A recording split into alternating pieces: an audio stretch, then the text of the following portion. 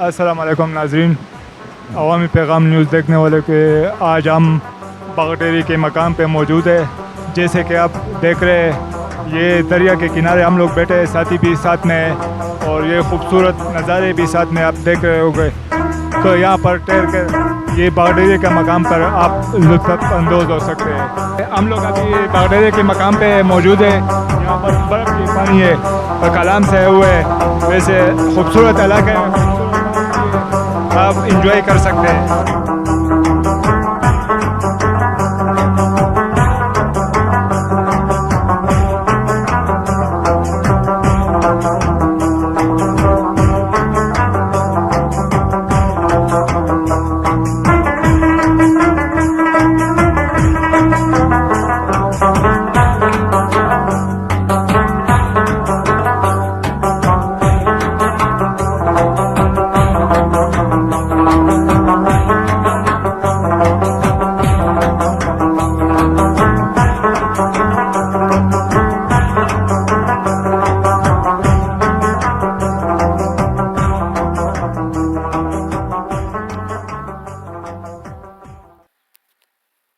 स्वात में आड़ू सबसे ज़्यादा पैदावार है, सब पूरे पाकिस्तान को सप्लाई होते हैं। बाहर के मुल्कों मलेशिया, सऊदी अरब और दीगर मुल्कों को भी ये आड़ू सप्लाई होता है। और स्वात का कुदरती फल है।